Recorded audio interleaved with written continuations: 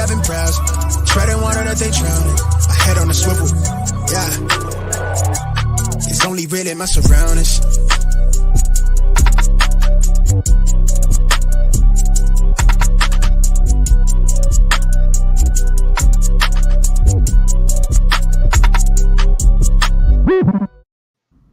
Hello and welcome to Smashing. What the heck am I doing? Hold on a second. We're definitely going to edit that. Hello and welcome to Smash Accept Podcast. I'm your host, Michael Roy. What am I doing? Mung, I'm totally botching the whole intro here. Like I've never done it before. I was like, hold on, let's get the intro going here again and I'll cut that out. That was horrendous. Here we go. I left the city, I've been browsing, treading water that they drowning. My head on a swivel, yeah. It's only real in my surroundings.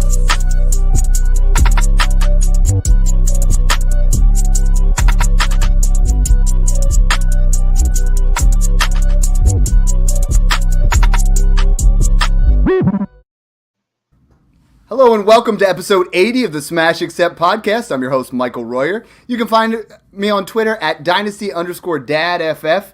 And I don't know about you guys, but I have absolute rookie fever going on. And that's what we're going to talk about here a little bit today. We had a guest planned, but instead we were going to have Thor Nystrom. We're going to go over his mock draft from NBC Sports Edge. And I'm just excited to go over this, Mung, because starting to see some of these names with landing spots really just makes me amped up for rookie drafts. It makes me realize we are literally going to be drafting in less than 2 months here. Yeah. Hey, what's going on, guys? You can find me at FFA_Mung. That's MENG. And it's pretty crazy. I feel like I'm fighting a losing battle here. I've been updating my Dynasty rankings almost daily over at Fantrax. And as soon as I'm done with something, I feel like another trade or signing goes down. And in just about a month, we're going to need to start putting in all these rookies as well, which is going to be a whole nother process. But it's a fun off season, and it never stops. This has been the craziest off season, and I think it's promoted even more trades. I mean, I don't know about you, but like my DMs and everything that's been going on Twitter has been going crazy because people are like, what do I do with Devontae Adams? What do I do with Tyreek Hill? There's talk about Stephon Diggs getting traded. There's just so much going on right now, and it's like everyone wants to get ahead of the curve. And that's why we have such great rookie analysis, and tonight I'm excited because you and I get to talk rookies. We've had some fantastic guests on.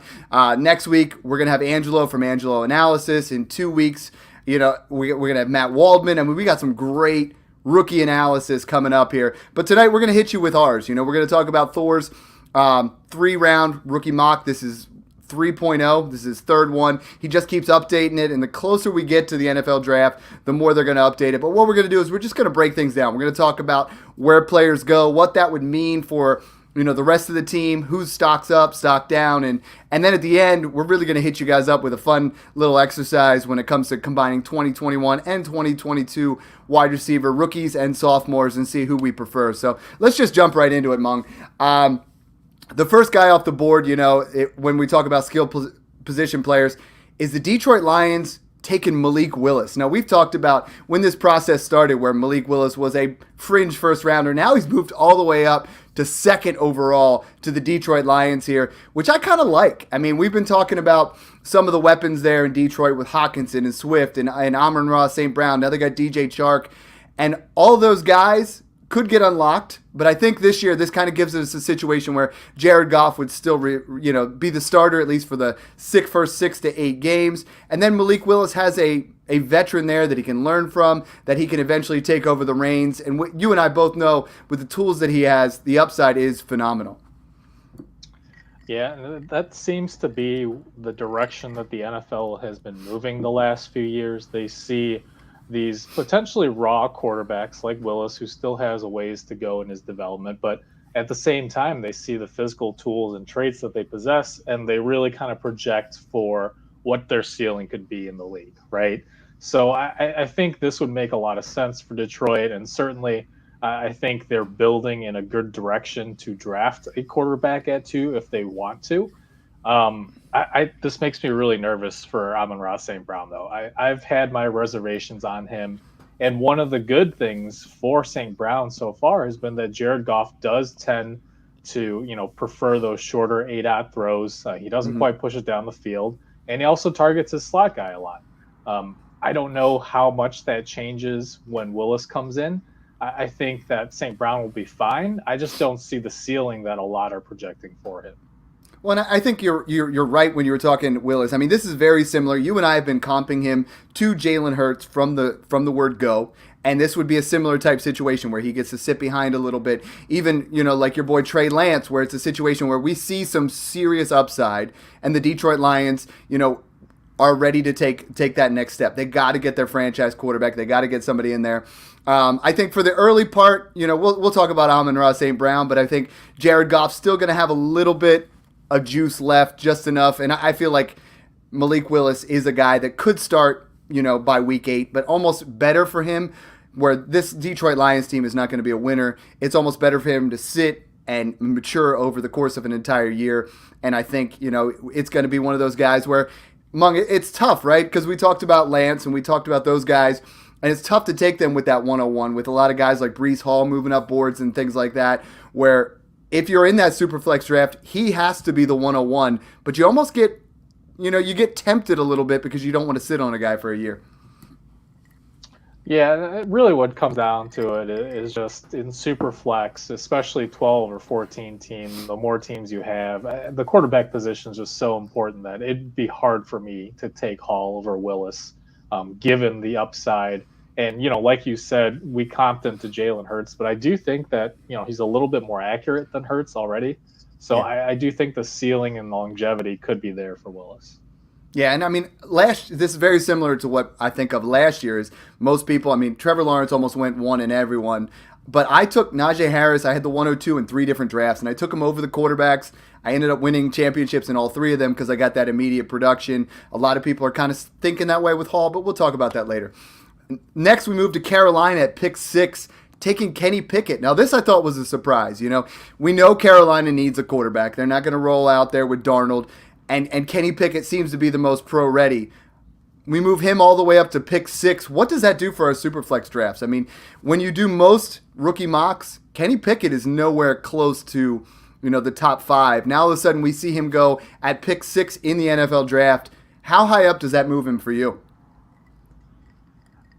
Yeah, it doesn't really make sense for me that they would have taken J.C. Horn last year as early as they did when Mac Jones and Justin Fields were still available at that point, only to settle for a guy like Pickett in this draft a couple spots earlier. But hey, look, I don't get paid tens of millions of dollars to manage NFL teams, so maybe they know something I don't. But I think Pickett, obviously, whoever goes in the top 10, right, is going to be a starting quarterback fairly soon, which is going to shoot them up draft boards, particularly in Superflex formats. And I think you would be looking at a guy like Pickett or whoever goes to Carolina, probably in that top 4, top 5 picks in Superflex. Would you agree with that? Absolutely. And I feel like because you're getting a situation where Kenny Pickett would jump in and start day one. He's very pro-ready. He kind of does a lot of things for the offense there. I believe he's able to keep DJ Moore relevant. DJ Moore, and a lot of people have in the top 10 of their dynasty wide receivers. We were all excited hoping Watson went there. Now all of a sudden it's like, okay, let's back off a little bit. But they get their quarterback. They take Pickett. He's still going to be able to dump it off to Christian McCaffrey, keep that offense going. Kenny Pickett is not someone who I would describe as a sexy pick, but if you need a quarterback, and we talked about it, he moves into that area, and I feel like it definitely would be because this class is not super deep at running back. He kind of moves ahead of some of these wide receivers for me if he goes this early. Yeah, and really the quarterbacks behind Willis right now are in flux because I think their landing spots, and particularly when they actually get drafted, are going to definitely come into play when we are ranking them in rookie drafts a month from now. Absolutely, I agree with that completely. Moving down to the 10th pick here, the New York Jets got their pick from Seattle, and they take Garrett Wilson. They're the next couple guys, there's about 3 wide receivers in that tier 1 now, and I feel like you and I both agree that there's been some moving around. Garrett Wilson to the Jets is what if you have Zach Wilson, you got to be excited about that. You're going to have Garrett Wilson, you got Elijah Moore. I mean, there's some serious upside pieces put around Zach Wilson, giving him all the opportunity for the Jets, who are going to be behind. They're going to have negative game scripts, where I think that could be a pretty fun offense with Michael Carter, with Garrett Wilson, and we start to put some pieces around Zach Wilson and see what he can do here. Yeah, it'll be interesting to see what the Jets do, because they have 2 top 10 picks. And my feeling is that I believe with pick 4, Thor has them taking an edge. Yep, Trayvon Walker. Yep. And we're talking about this mock drafts, so I won't spend too much time on this, but I feel like they take an edge in an offensive lineman. Yeah. Because this is a strong lineman class, and they really need help there. I think they feel okay at receiver, given what they saw from Moore and Corey Davis. But obviously, if they do take a receiver here, it would kind of hurt Elijah Moore and whoever they're taking, in this case, Wilson. But yeah, I just don't know that Zach Wilson has shown enough to really be able to support 2 top 12 guys. Right. Maybe they could both be relevant still in fantasy, but obviously the ceiling would get capped a little bit, kind of like what happened to both Jalen Waddle and Tyreek Hill right after that trade. Yeah, and a lot of people are asking, and I think Elijah Moore is the type of wide receiver who's still going to get volume. Garrett Wilson is a guy who has some serious upside, but I think Elijah Moore would still get volume in that offense, but it's not a high-power offense. It could be a fun offense this year, but it's not anything that's super excited about. And that's the interesting part, and when we talk about our mock draft later, is we almost want some of these guys to fall, right? I mean, some of these teams pick 10, they're to the Jets, and pick 11 to the Commanders. Your guy, Drake London, and I think Drake London has tremendous upside as well. Not a fantastic situation going to the Commanders, but you got Carson Wentz there, who made Michael Pittman viable last year. I think Carson Wentz can, again, he's not going to make 2 guys fantasy relevant. He's not going to do that with London and Terry McLaurin, but Drake London is a guy that if he gets that, top 12 draft capital, is someone that definitely is going to start moving up draft boards. Yeah, if London does go to Washington, I will hate that for 2022. I will be fading him hard in redraft, but he would still be my number 1 rookie wide receiver for Dynasty. I believe in his profile. He comps so well to a guy like T. Higgins, who we've seen be able to both go downfield and still get the yards after the catch. London is just an absolute monster, and I mean some of the toe tap type catches that we see him make in the end zone are just incredible. And again, I would hate it, but I do think, I would hate it for 2022. But Terry McLaurin's on the last year of his rookie deal, and then Carson Wentz, we'll see if they make a move in the 2023 draft to move up for a quarterback. So long term, I would love London, but short term, I would not like it. I completely agree. I mean, I personally have Wilson above London when it comes to, measurables and things like that, but both of them predict to be great wide receivers in the NFL. Another guy, and again, I don't love the landing spot. I love the wide receiver. Chris Olave goes to the Philadelphia Eagles at 15. They made some moves there. They got Miami's pick, and they take Chris Olave at 15. Chris Olave is a guy I absolutely love. But again, I mean, can Jalen Hurts make both Devonta Smith and Chris Olave relevant? I mean, that's the tricky part here, right? And this is the part where we've talked about with the 22 class. It's it's tricky. They got to go to the right spots. I love Chris Olave for Dynasty, but I would not love him in 2022. Yeah, I mean, I think you kind of summed it up there. And then I love Jalen Hurts for redraft because of that rushing upside. But again, I don't know, like you said, that he's going to support 2 fantasy relevant wide receivers well. So yeah, certainly wouldn't love it for Olave or Devonta Smith if that were to happen.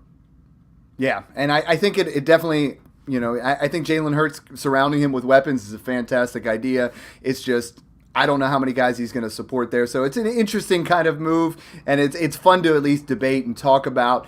At pick 18, the New Orleans Saints, another team that's obviously desperate for quarterbacks in this particular one. Now, they did sign Andy Dalton as a backup. They do have Jameis Winston. Here they take Matt Corral. I really want to see what happens here with Michael Thomas, with Jameis Winston getting, his second year under his belt here in this, with New Orleans. And now Michael Thomas comes back and they start to get some more weapons, where last year it was almost like, all right, Jameis Winston didn't make as many mistakes, but he didn't have any weapons at all. Like, it was just hard to watch.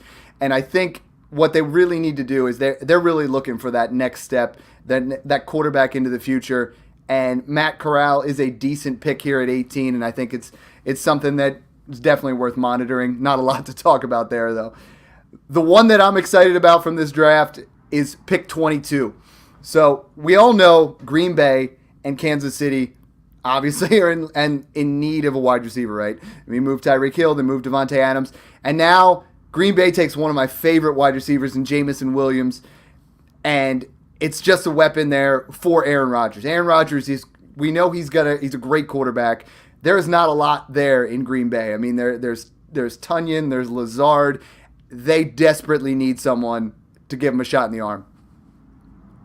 Yeah, and obviously I think Jameson Williams' draft stock in rookie drafts would shoot way up if he goes to Green Bay with Aaron Rodgers. I have him in tier 2 with Wilson Olave right now, but obviously landing in Green Bay or Kansas City for that matter would push him up to my number 2 rookie wide receiver.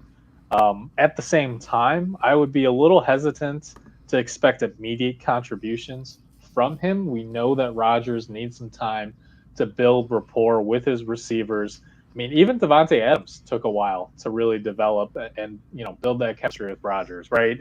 Adams' initial production was pretty disappointing to the point where a lot of people gave up on him. So I think he would be overdrafted in redraft, like some of these other wide receivers we've talked about so far. Obviously, I would still like Williams a lot in Dynasty.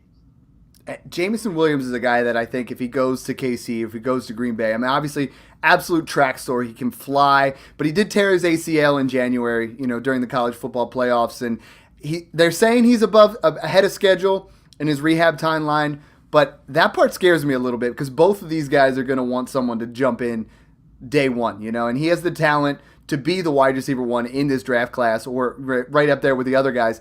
But he may miss some time in that rookie season. You never know where they're going to be. And I think both these guys are looking for instant playmakers because they need it. I mean, they need to be justified in trading Devontae Adams and trading Tyreek Hill, that there's going to be a lot of pressure on whoever they take here, whoever those wide receivers are.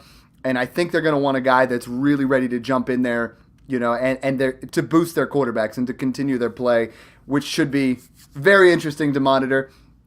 The next guy at pick 29, you guys know I absolutely love this player. I love this pick. Treylon Burks goes to Kansas City, their pick that they got from Miami in the trade for Tyreek Hill. And I think this gives Patrick Mahomes another alpha wide receiver. Juju's going to be good in the slot. Travis Kelce's going to just get peppered this year. But if they can get Treylon Burks, who's fantastic in 50-50 balls, he's great at making things happen after the catch. I know you're not super wild about him, and I know some people are down on his 40 time running that 4.55. But honestly, he plays faster than his 40 time. He's looked fantastic in everything that I've seen, and I absolutely love Treylon Burks going to the Chiefs here. Yeah, I'm not quite with you on this one. I really wish Thor would have been able to make it on to this one because I don't know that this pick really makes sense for Kansas City from my perspective because Juju primarily is a slot guy and so was Burks in college. And I don't know that, they're going to transition him to the outside immediately wherever he goes. So again, I don't know that he makes sense for the Chiefs. And if they do take him, when they have Juju on the 1-year deal, I would be very reticent to take him or expect a lot of 2022 production. But I think overall, I'm just a lot lower on Burks than you. We were talking through text before we started recording this. And, bear in mind, I'm still fairly new to watching film. I'm still learning a lot. And that's why I love having smart guests on to kind of bounce my thoughts off of them.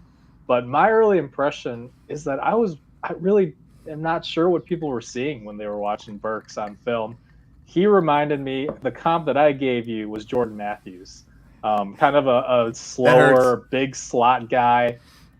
So I'm not particularly sold on the fantasy ceiling for Burks here, and obviously going to Kansas City with Andy Reid and Patrick Mahomes would help his outlook.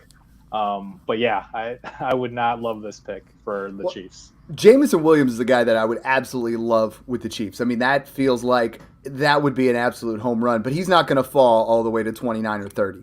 You know, right. I mean, I have not seen anything that even remotely that would give him that guy that matches Tyreek Hill type upside, a guy that has an absolute burner that could get things done. What I've been seeing a lot of is this next guy going to the Chiefs, and that's Christian Watson. I mean, in this particular mock, they have Christian Watson going to Houston, you know, potentially as their wide receiver 1, which is interesting, or wide receiver 2 behind Brandon Cooks. But Watson's a guy that I think would make a lot of sense for the Chiefs. He's a guy that has that size, but he's someone who could definitely play on the outside. And he is someone that has absolutely just flown up draft boards since Senior Day. Senior Bowl, he's moved up from a guy that we were talking about being a fringe, you know, day 2 guy, maybe a third rounder, to now all of a sudden moving up to pick 37, which is absolutely huge for him. Yeah, I mean, honestly, like, and real quick before we move on to Watson, right, in the second round, I wanted to point out that it's very possible that the Chiefs could trade up, right, or the Packers for that matter, given that they both have 2 first-round and 2 second-round picks. For sure. So, that's something to bear in mind. We have the pipe dream, right, of them moving up for Garrett Wilson or Drake London or Chris Olave, you know, and I think that would be just perfect blends of just they need to hit on wide receiver. I mean, there is no doubt about it that both those teams are going to be pressing. Yeah, and let's also not rule out the possibility that one or both of the Packers and Chiefs could even take 2 receivers, right, in the first and second rounds. If they think that that's an area of need that's, you know, big enough where they need to spend 2 draft picks. But all right, let's move on to Christian Watson here to Houston. This really comes down to how you feel about Davis Mills, right? Because I think Christian Watson has that athletic upside. From what we've heard, he showed well at the Senior Bowl. The big question is Davis Mills the guy that we think he could be?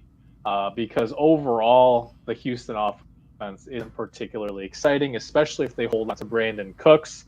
We just haven't seen enough from Mills to know if he can allow for those 2 wide receivers to both be fantasy relevant. But certainly, I like Watson a lot. He's got good hands, and he's actually a pretty good separator considering how big he is. So I think he's one of these guys where you just love that raw upside that he has. So I think going to Houston would be a fairly solid spot with the expectation that Cooks will eventually move on. Yeah, I mean, I love Watson, 6'4", 208, you know, 4.36 40, which was led all the combine participants with a broad jump of 11.4. I mean, he is a big play waiting to happen. If you match him with Rodgers or Mahomes, I'm super excited. If you match him with Mills, we'll see what happens. You know, and I am super excited for the upside of this player. I think that definitely helps Davis Mills, and I think we continue to move forward there. But they're in need of a lot of different weapons. I mean, they have a lot of draft capital. They're going to be moving around. The next one we have is Chicago, right? Chicago, Allen Robinson leaves. You know, right now there's not a lot going on there. You would think in free agency they would be trying to add weapons for Justin Fields, and they do here in the draft with Jahan Dotson, who is another burner from Penn State. I think that gives, you know, Fields a weapon here that he is desperately needing in this offense. Yeah, again, this is a pick that I don't know would really make sense to me because he actually reminds me a lot of Darnell Mooney, who they already have on the roster, right? I think they have that speed guy. If anything, I would think potentially they would target a guy like Watson instead if he were still available at that pick. Whatever they do, I hope they get Fields some weapons, right? Because right now it's Kmet and Mooney, and really their offensive line is really bad, and that's one of the reasons that I've been I've always been ranking Fields a few spots lower than Lance, is because of that supporting cast and just the uncertainty of whether the Bears organization is going to get this right the 4th, 5th, 6th time around looking for a franchise quarterback. So Yeah, I think it'd be fine if Dotson went there. Honestly, he's not a name that's particularly high in my pre-draft rankings right now, so I'll have to take a little bit more of a look into him. But yeah, I certainly wouldn't love it just because I think they would play similar roles, Mooney and Dotson, and I just don't know that there's again enough to go around. Yeah, I know. And again, I wish Thor was on here so we could kind of talk about some of these things. But for me, I mean, I saw at pick 52, George Pickens was still there. I think Pickens is a guy that I would love to see in Chicago. Just a different type, like you said, than Mooney. Jahan Dotson's very similar there, but he's not on here, so we're kind of doing our thing. The next thing I want to talk about is we got a couple quarterbacks coming off the board, right? So at pick 40, he has Seattle taking Desmond Ritter. And then at pick 43, he has Atlanta, Sam Howell going to Atlanta. Atlanta is in this weird situation as well as Seattle, right? I mean, we are looking at Drew Lock and Marcus Mariota potentially as the starter, and they're going to need to obviously get some guys for the future. I think Sam Howell, I really like at that pick for Atlanta. You know, you got Marcus Mariota being able to start for the entire year and let Sam Howell groom a little bit. Desmond Ritter, I've seen move all over the board there. I think Seattle, again, is probably going to be desperate for that move to try to take someone, and I think they're going to, you know, ultimately they have pick 40 and 41, so one of these quarterbacks will fall to that range. Yeah, and this is a really interesting pick to me because, you know, so far I've yelled at Thor for a couple of his wide receiver picks, but I absolutely respect him. He knows probably 50 times more about college prospects than I do. I mean, he watches so much college, and I don't watch barely any. We're the Um, trade guys. You know what I mean? Like, yo, Absolutely. hit us up on trades. That's our expertise. But I mean, you're right. Like, I was not wild about, especially the Ritter pick there in Seattle, but he knows what he's talking about. Well, I was going to say I didn't agree with a couple of his wide receiver picks, but I think Ritter to Seattle makes a ton of sense because he's shown some flashes. I don't think he's like a big play kind of guy, but you know that's kind of perfect for what Pete Carroll wants, right? He wants that more game manager type who's going to be okay with handing the ball off to Rashad Penny and then a play action pass here or there. I mean, there's a lot that I like about Ritter, and I think he's like, I don't know, sneaky good in terms of just being in the NFL for a long time. Like, I don't think he's going to be a superstar, but he can work through progressions. I mean, he's a good, just overall prospect. And I think he makes a lot of sense for Seattle. So I actually love this landing spot. And I do think that he could beat out Drew Lock as soon as week one. I mean, we saw that the Seahawks aren't afraid to bench even a high paid player if they're seeing what they saw, you know, from Russell Wilson back in the day to just go with their gut and go with who's performing better in camp. And I think that Ritter could be a starter day one if he does go to the Seahawks. It would definitely give him some sneaky super flex value. I think we're really going to have to pay attention to what happens with Ritter and Howell and guys in this second round and what the situation will be for them because a lot of them could get a chance to start earlier than possible. The pick that almost everybody, you know, I put this out there in the Patreon and some other guys, the pick that everyone hated the most is right next. Pick 45, Baltimore taking Breece Hall. We all want Breece Hall. I mean, I don't know about you. In the Dynasty community, I'm seeing people saying RB5 already, and they're moving him way up. And I'm like, pump the brakes a little bit. We have a lot. We got to get that landing spot. If he goes to Buffalo, okay, let's see what happens. Baltimore is a tricky situation, right? And we had this with Jeff Bell as well. You know, he had, I believe, Breece Hall going to Baltimore, you know, or CJ Spiller going to Baltimore. That is just the J.K. Dobbins truthers are going to go crazy if this happens. Yeah, and honestly, I think it wouldn't shock me that much because I was a big proponent of Gus Edwards last season before both of those guys got hurt. Yeah.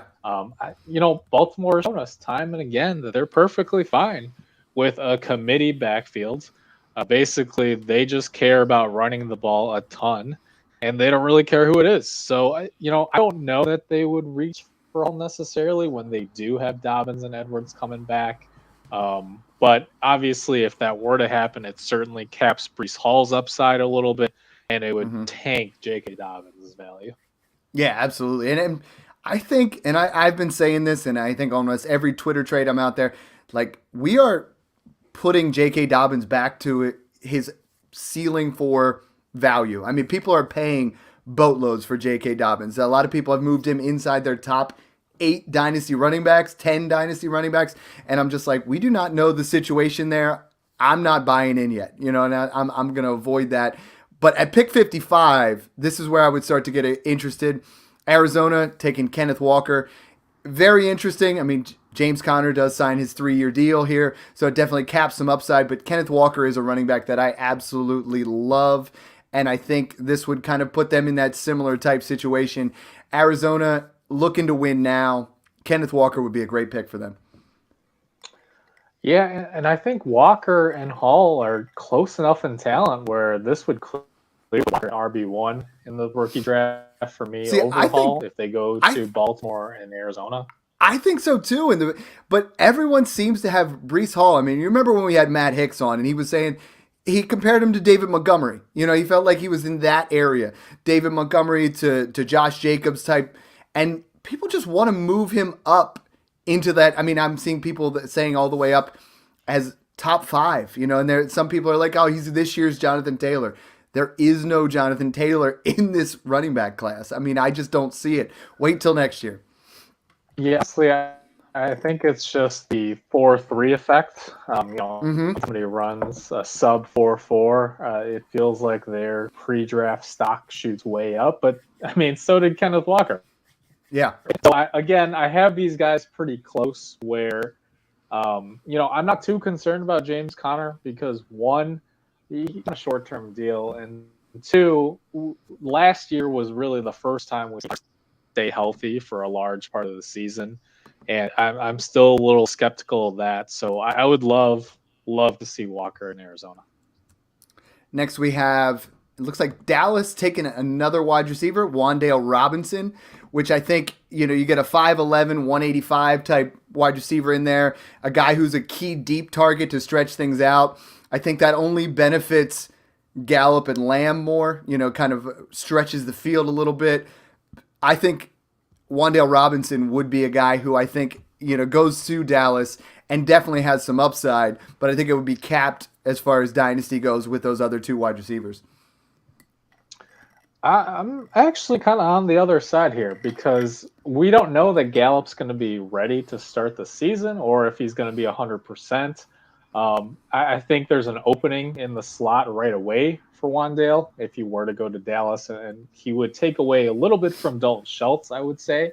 But overall, I think getting paired up with Dak Prescott would be a net win for him. I like Gallup, but I don't think I'm quite as high on him as some others that I've seen. So I do like this landing spot for Robinson. I think he's got great hands, solid route runner, and he would contribute day one for the Cowboys offense. Very good. Moving next pick, 57, Buffalo takes Calvin Austin III. Every year there's someone that we compare to Tyreek Hill for what they do, their speed, their athleticism, and he's the guy that they seem to be doing that now. I mean, running a 4.29 or 4.32, absolutely, he has shot up boards. We love speed in the NFL. Any kind of weapon we can put there in Buffalo is going to get comped that way. But he has really moved up post-combine here and is someone that, again, people that are into speed are getting super excited. I think you just, the more weapons you give Josh Allen, he's not going to move any further up. But absolutely love the Buffalo offense. Yeah, and look, I'm probably not as high on Gabriel Davis as a lot of people either. So I think this would be. No. So I mean, I would love this landing spot, right? I mean, Jamison Crowder is a temporary measure. I don't know that Isaiah McKenzie was signed for more than a special teams role and occasional snaps on offense. We did see a huge game from McKenzie when Cole Beasley was out later. So I think McKenzie's someone to keep an eye on still. Maybe that end of the bench stash, if you will. But I mean, Calvin Austin to Buffalo with Josh Allen would be a huge boost to his draft stock just for the raw upside that he would have. Yeah, and I've been stashing McKenzie because the writing was on the wall with Cole Beasley, but Calvin Austin as the third guy in that offense, that would be exciting. We have pick 59, and we're almost done with the second round here. I'm excited to get to this mock draft. But pick 59, Green Bay takes Trey McBride. Trey McBride is clearly my tight end one in this class. I think that gives them another great option there where Green Bay's going to have to run it a little bit more with Devontae Adams leaving. You get another great tight end in there. They brought, they re-signed Tunyon. Now all of a sudden, Trey McBride, he is a guy that I'm seeing some mock drafts sneaking into the back end of the first round. I really like him as a day 2 option, and I think Green Bay would be a home run for him.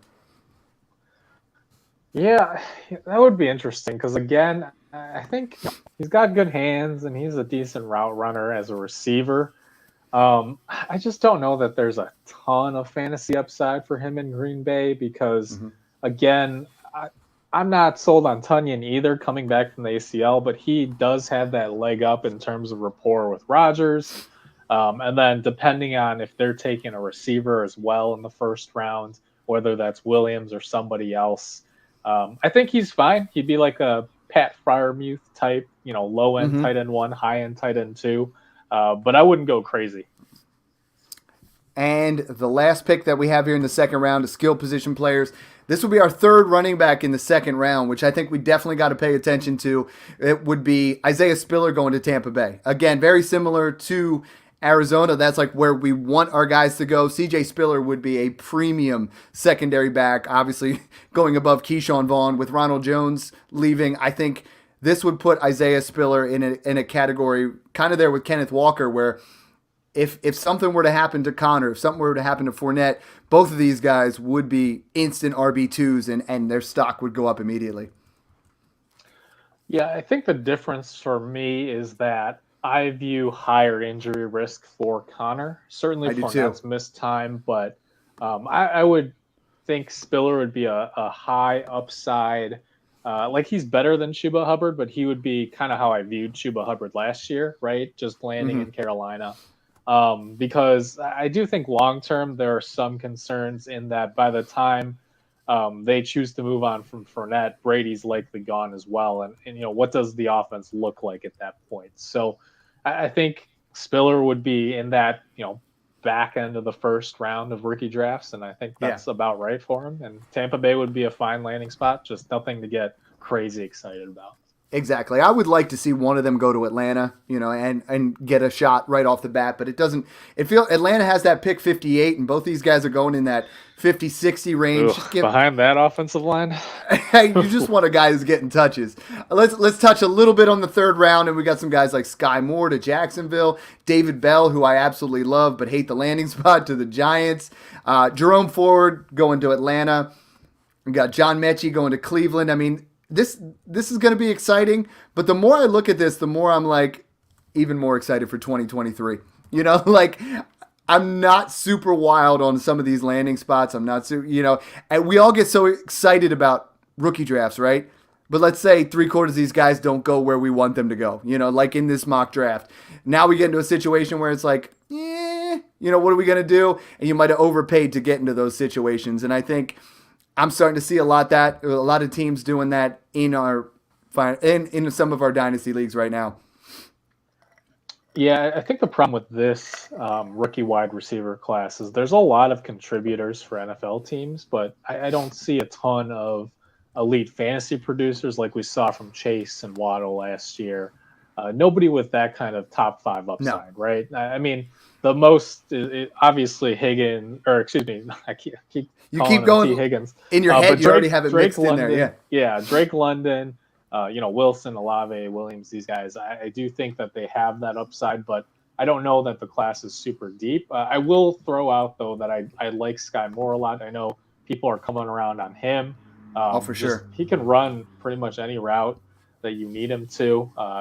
Certainly not a burner, but overall, like he's another guy that I would love to see maybe in Buffalo, right? Just somewhere where he's not necessarily going to be the number one, but he'll be in an efficient offense and can make that kind of impact day one. Love it. Glad you talked about Chase because we're going to do we have a top 12 wide receivers from this year and last year's class combined. I lucked out with the first pick, so it was pretty darn obvious. It's Ja'Marr Chase. This time last year, you and I were gushing about Ja'Marr Chase, unlike anybody we've talked about before, unlike anybody in this class, even close. And, that's why we talked about moving him so high last year, that we both have him clearly as our wide receiver 1 in Dynasty. There's not a lot we have to talk about on top of Ja'Marr Chase. He is a smash, number 1 overall wide receiver, period. So you get the second pick. It's kind of tough to follow up on that. Hit your guy. Yeah, and really not a whole lot to say about Chase. I don't think anyone's arguing with us. No, we don't. There's no debate. Yeah, for me, in these two combined classes, it's still Jalen Waddle for me. I understand that the short-term ceiling is somewhat capped now with Tyreek Hill there. But based on his profile and what we saw him do as a rookie, I think he still has that elite ceiling long term. And, we've already heard Mike McDaniel talk about how he's going to get his guys into space. And I don't think that there's any exact roles for these guys just yet. I know he talked just today about how he wanted to use Hill kind of like Deebo Samuel, but I think people are taking that quote the wrong way, thinking that they're going to put Hill in the backfield and all that. I think all he's saying is he's going to get his playmakers into space to allow them to really create those yards after the catch. And that's all you can ask for guys like Hill and Waddle. So again, I think the target share and the production upside is a little bit capped short term, but Waddle's still my number 2 behind Chase out of these two combined rookie classes. Let's talk a little bit about Waddle, because this is something where a lot of people, I recently traded him, and you and I talked about it, but I traded him for Michael Pittman and an early 23 first. Some people have moved him down considerably. I was listening to Dynasty Nerds, and they moved him from like wide receiver 10 all the way down to wide receiver 17. I'm seeing people, on the Dynasty trade calculator, he's moved down to an equivalent of a 23 first in actual value. I still think we're looking at a supremely talented wide receiver. It's just a matter of how much is he, going to coincide with Tyreek Hill. But where did you move him to in your Dynasty ranks? Because I feel like, depending on which side you're looking at here, I think he's still a value. Yeah, well, it depends on the starting point, right? So for me, I believe pre Tyreek Hill trade, he was my wide receiver 4 in Dynasty. Just behind A.J. Brown. And I've only moved him down to basically wide receiver 5, wide receiver 6. So I haven't moved him down a ton. But overall in my rankings, I moved him down quite a few spots. So behind guys like McCaffrey, Barkley, Swift, Cooper Kupp. So he's in that early first range in terms of rookie picks. In this class, again, I think Hall is the only one I would take over Waddle. Maybe London. If London goes to Kansas City or Green Bay, then I think he would move up over Waddle for me. But yeah, overall, I have not moved Waddle down in positional rankings, just overall.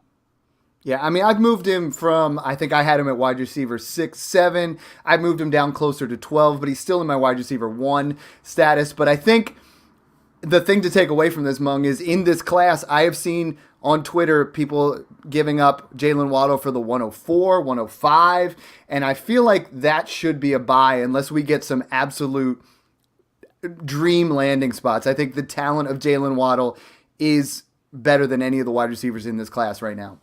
Yeah, maybe in Superflex I could see 104 for him, depending on how some of these QBs shake out in the NFL draft. But yeah, definitely in one quarterback, I would still value him around the 1.02. Yeah. My next pick, I have pick 3. I know you don't like it already, but the Chiefs taking Treylon Burks, I absolutely love. I feel like it's a situation where Andy Reid can get him involved, like Deebo Samuel. I know he's a guy that, 66 receptions, 1,100 yards, and just a touchdown machine with 12 touchdowns last year. 6'2 to 6'4, depending on where you read it, 225, and he is a guy that I think could absolutely be unleashed in that Kansas City offense. I think I'm bumping him up above, London and Wilson if he goes to the Chiefs. I feel like the rest of the dynasty community will as well, because we know whoever goes to that Chiefs, whoever goes to the Packers, they're going to get bumped up big time, and he's my pick 3 here. Yeah, again, I don't really see it because if they're going to keep Juju in the slot and try to bump Burks outside, we didn't really see him consistently win outside in college. A lot of his bigger plays were when he was able to kind of get open from the slot. Mm-hmm. And again, I know the 40 time isn't everything, but I don't know that the speed is there either. Really, he's a big slot guy, and I think he can be fine. He can be, flex worthy wide receiver 3 in fantasy, but I'm not seeing, the upside that you really want when you're drafting a wide receiver in the early first round of a rookie draft. His alignment was all over, though. It wasn't strictly slot, but I will agree most of his damage was done. He is really good with the 50-50 balls. If you're watching the tape, I mean, that is fantastic. But it's his physicality and his run after the catch prowess that makes him where it's a guy that you're going to want to use in the slot, a guy that gets open quickly and can make things happen after the catch. And I understand what you're saying about that 40 time, but we've seen it in the past too, where a guy that once he gets into space, I think I'm excited for Treylon Burks. I'm going to leave it at that because we're getting towards the hour mark, and I know you got to get pick 4 in here. Yeah, well, I'm sure we'll dissect him Absolutely. and others more. I mean, it's Drake London for me, right? Obviously, like we said, don't love the landing spot in this mock to Washington, but still, just absolute monster. I mean, anywhere he goes, I do think he becomes the number 1, right? Unless he were to go to like Miami or the Raiders, but that's not going to happen. So I think London both will be a day 1 contributor. In long term, I think he can be a number 1 wide receiver for a team. Again, I love London. I don't know what else to say. Like, I love Lamp. You're already mixing him up with T. Higgins. I love it. See, you fall in love with your guy, and I'm not huge on London, and my guy's Burks. But the guy that's next is the guy that I think really has moved up the most. I mean, Thor's first mock draft, he had Treylon Burks at 10. Now all of a sudden Garrett Wilson's all the way up there at 10. And I think Garrett Wilson is the most complete wide receiver in this class. I think his body control, his ball skills, I mean, he's dynamic after the catch, quick and elusive. I think with the right situation, this is a guy, these are the only 3 wide receivers in this class that I think right off the bat have that immediate upside. Garrett Wilson's someone that I'm definitely interested. I think he's going to go too early in rookie drafts. I don't think I'm going to get a lot of shares of him, but I am excited to see what he can do. Yeah, I like Wilson a lot. Like I said, I have him in that tier 2 just behind London. As of right now, pre-draft, he's probably either 2 or 3 for me. So yeah, love your pick at 5. My pick at 6 is in this mock, the other Jets receiver at this point, then Elijah Moore, because we did see a lot from him as a rookie. He had some big games when he was healthy before he got injured. And really, again, my feel is that the Jets would go more defense and O-line in the first round of this draft. So we'll see what happens. And that's why I have Elijah Moore very high in my dynasty rankings right now. Again, that would drop a little bit if Wilson were to go there. But yeah, I mean, I think that would just, like we said before, be a net positive for Zach Wilson.